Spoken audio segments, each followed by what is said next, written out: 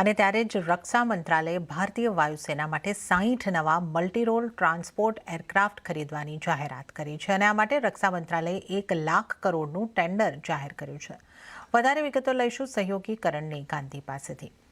કરણ, એરક્રાફ્ટના ટેન્ડરને લઈને રક્ષા મંત્રાલય તરફથી શું અપડેટ આવી છે?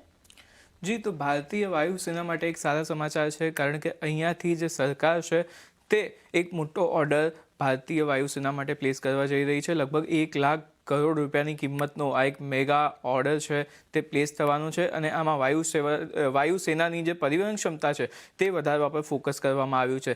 સાથે જ 60 એરક્રાફ્ટ જે છે તેનું મોટું ટેન્ડર પણ જે છે તે અહીંયાથી જાહેર કરી દેવામાં આવ્યું છે અને આમાં 60 નવા મલ્ટી રોલ ટ્રાન્સપોર્ટ એરક્રાફ્ટનું ટેન્ડર સામેલ છે.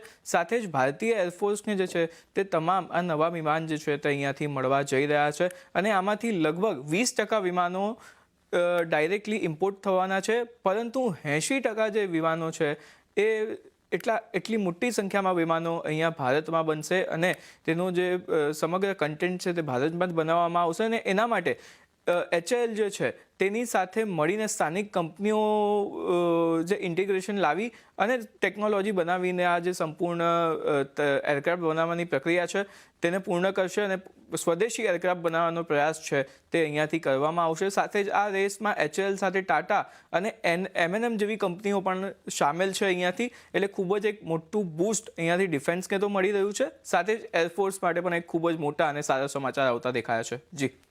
જી કરણ, આ સમગ્ર માહિતી આપવા બદલ આપનો આભાર.